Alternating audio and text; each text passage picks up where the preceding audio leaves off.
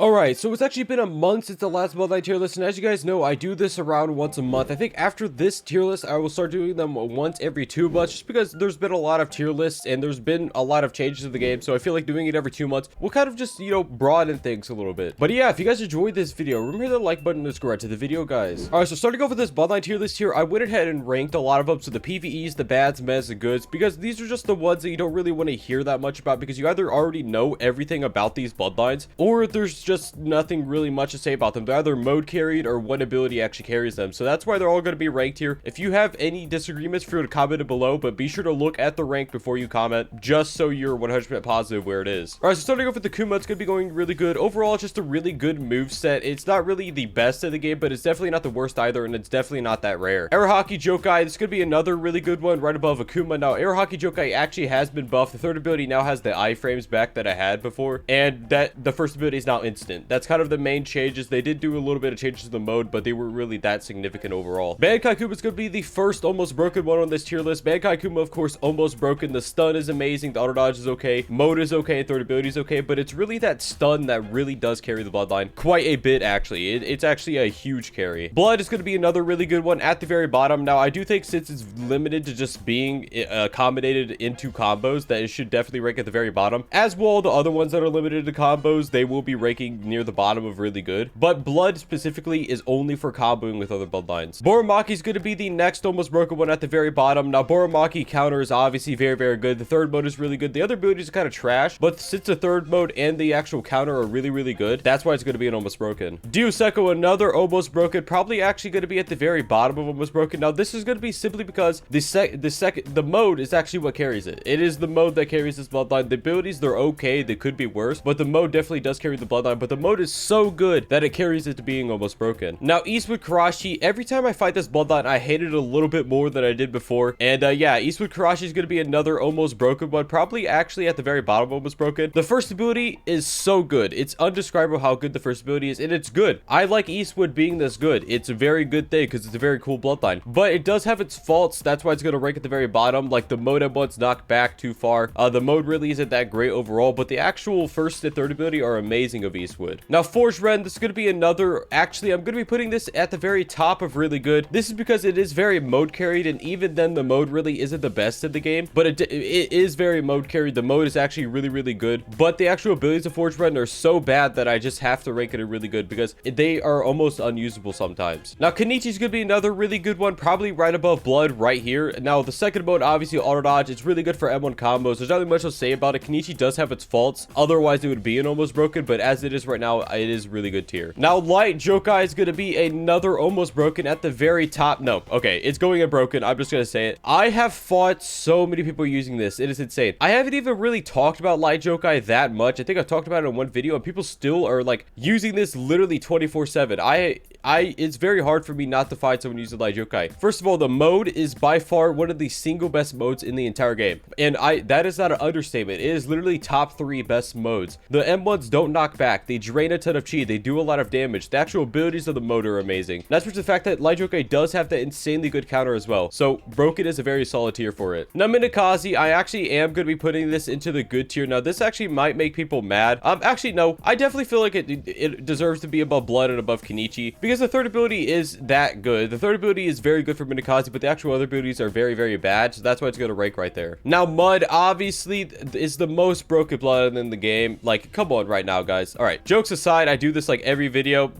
Mud is bad. I mean, there's not much to say about it. It is a bad bloodline, but the Mud Dragons actually can be useful sometimes just because of their raw damage output. Now, Naramaki is going to be going into the really good tier, probably actually right below Minakaze. Naramaki, there's not much to say about it. I've already talked about it a bunch. It's just an okay bloodline overall. I mean, like, it does have its faults, but it does have its good parts too. It does lots of damage. Now, Sand, this may surprise people. I am going to bring attention to Sand by bringing it to the almost broken tier. The counter of Sand is literally the best counter in the game. It is actually the best counter. I'm sure you guys have seen Sand counter by now if you guys do any PvP whatsoever. Sand has the best counter, hands down, and that's why it's going to go right there. Odin Sabru, another really good, just pretty decent overall for combo extending. It does have a lot of stunts attached to it as well. Pikaseko is going to be another really good one right above Odin Sabru, because I actually feel like that is exactly where Pikaseko goes. Pikaseko is actually a very good bloodline. It's very hard to use properly, but it is a very good bloodline because it is good for combo extending. and just avoiding attack. Now, Ryan Akuma is going to be another really good one at the very top of really good. Now, Ryan Akuma does have its faults, obviously, but I do actually like using it. The third ability, the counter, and the mode are actually pretty decent. Now, Ryan Ren is going to be another really good one. I'm actually putting Ryan Ren at the top of really good. Now, this one's going to make some people mad, but I do feel like Ryan Ren isn't quite good enough.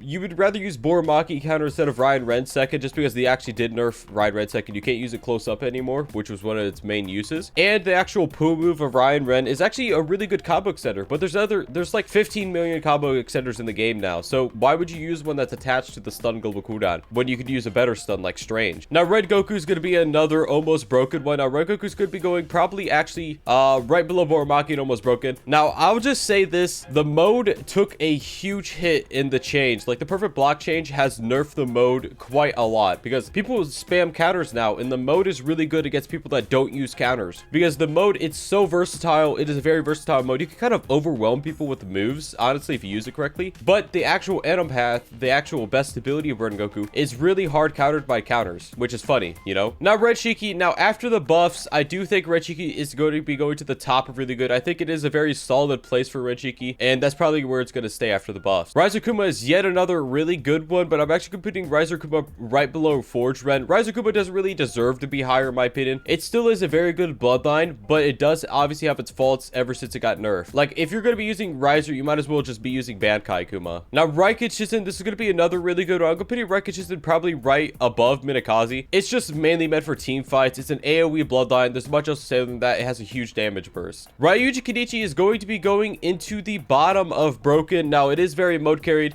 Dude, I find it funny how low HP mode hasn't been touched a single time, and now people are suddenly saying, there's some people that are like, oh, Ryuji low HP mode isn't even that bad. Like, yes, it is. It is that bad. It's broken. Like, usually the people that use it really aren't that great at the game. That's something I've noticed, that the people that actually use Ryuji mode, number one, they're nerds. You know, Ryuji users are nerds. You know, keep that running. But second of all, they're actually not really that good at the game themselves. I actually found this out by, you know, just doing publics, doing competitive. Well, it's not competitive anymore, but just doing duels in general. Nobody that is even somewhat decent at the game will ever touch Ryuji mode.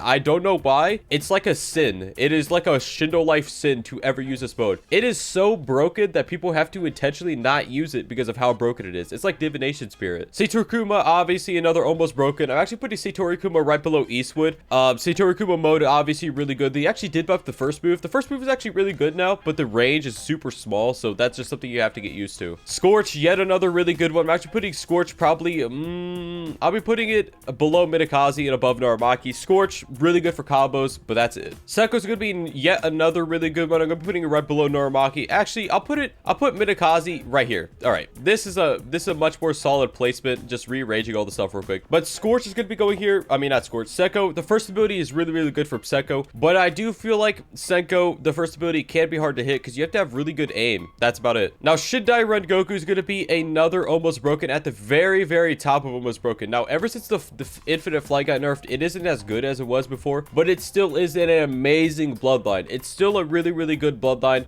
It doesn't really have any faults whatsoever, besides the fact that, you know, it's kind of overused right now. So if you don't like using stuff that's overused, I would stay away from Shindai Ren. I'm going to be moving it to the bottom, to broken. That's just where it should be. Now, Shindai Akuma. This one may surprise people. I'm putting it in broken, and I'm putting it above Ryuji Kenichi. Shindai Akuma, dude, that counter ability of Shindai Akuma is so good. It is unreal, and I love it. I absolutely love it. I do not want it nerfed. I love the ability. I don't mind fighting it, but it is broken. That's for the fact that the actual mode is also really, really, really good. The second ability can be doing like 100,000 damage instantly, and then the third ability is a type of place lock stun now. Shiver Akuma is actually going to be going into really good now. I do feel like Shiver Akuma is very good for stalling off fights and annoying people, but other than that, just stay away from it. But since it does do a lot of damage, it is good for combos. It is a good bloodline overall. It will be going to the top of really good. Now, Tengoku, I'm actually going to be putting it to really good. Most likely, I'll be putting it above Otisaburu, below Pikaseko. I'm actually going to be moving Akuma down as well. Tengoku, pure damage. That's all there is to say about Tengoku. It is a pure damage bloodline. Now, Typhoon, I'm actually going to be putting into really good as well. Most likely, I'll be putting it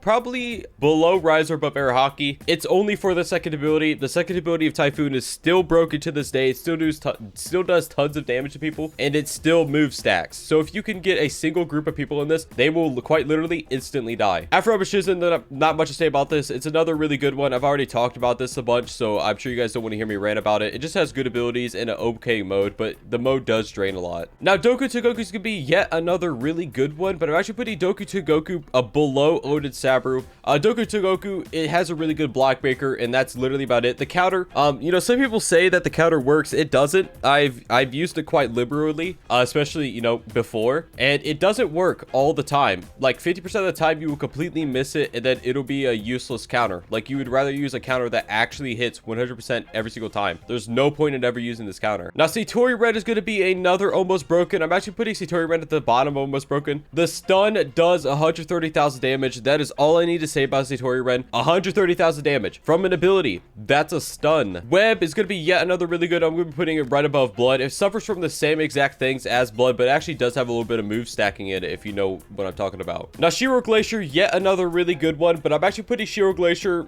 I'll be putting it probably below Odin Saburo, above Doku. Shiro Glacier does obviously have its faults. I mean, Shiro Glacier overall, it's mainly meant for the actual mode weapon spec, but it does have okay abilities that can be useful in some different situations. Now, Kagoku. Kagoku's going to be going to the bottom of really good, probably actually above Minakaze, below Senko. Now, Kagoku, the pool is good. The mode is good. The mode is actually still really, really broken. Okay, I've convinced myself it's going right here. The mode is broken. The second ability is good. Other abilities are really not that great. Now, Van Helsing is going to be another almost broken one. Van Helsing is a very skill-dependent bloodline. I'm actually putting it to the third of almost broken. It's a very skill-dependent bloodline. If you have a lot of skill, you will use Van Helsing quite well. I actually love using Van Helsing. I think it's a very fun bloodline, but I do recognize it is very hard to use. Now, Vengeance will be going into almost broken right below Bankai. This is going to make people mad. I am aware this will make people mad, but Vengeance, it was good before the Perfect Block meta. After Perfect Block, it still is good. That's why it's an almost broken, but it isn't quite as good as it was before. Now, Six Path Naramaki, it's the best bloodline in the game right now. I mean, the third ability is insanely overpowered just because it is it's free damage. It's an free combined with the damage attack, combined with a combo starter. It's a really, really good bloodline move. The other abilities of Six Path Naramaki are also passable as being okay overall, or actually good. Like the second mode of Six Path Naramaki is kind of unstoppable. It has insane stats. The abilities are insanely good, and it actually has a really good counter attached to the mode itself. Have you ever gotten 80th spin rarity and gotten something like just atomic? Well, that's because you haven't hit the like button on this video yet. If you hit the like button on this video, you're guaranteed to get 10 million times luck. 100%. I will be eating the hottest peppers in the entire world. The top 3, I will be eating them for a special 200k challenge, so be prepared for that. It's looking like it's going to happen this month, so just be on the lookout for that, because it's going to be very funny, but you know, I'm sure I'll be perfectly fine, right? By the way, guys, what is your favorite bloodline at Shindo Life? If you would tell me in the comments below, I will be checking them out. Now, Ryan Gaiden will be another almost broken. I'm actually putting Ryan Gaiden right here below Bankai Akuma. Ryan Gaiden does obviously have its faults. The third ability, you could use an iframe move to counter it, but if you bait out the iframe, there's not much they're going to be able to do about the third move if you actually bait out their counter successfully. The second ability for Ryan Gaiden is good. The criticism that, like, you could equip body replacement in the middle of it, that is, I'm not to be rude, that's irrelevant. I'm gonna be honest, if you're that much of a sweat at Shindo Life that you're gonna be equipping and re-equipping moves in the middle of a stun move, then you're probably gonna be using better bloodlines anyways than Ryan Gaiden, so it makes sense why you don't like it. But 99.9% of the people in Shindo Life will not do that. They will not equip and re-equip body replacement in the middle of a fight, and you can't even do it in duels. Also, Ryan Gaiden first move is trash. The mode is okay. Now, Strange will be going into broken right below Six Path Naramaki. Strange is still insane.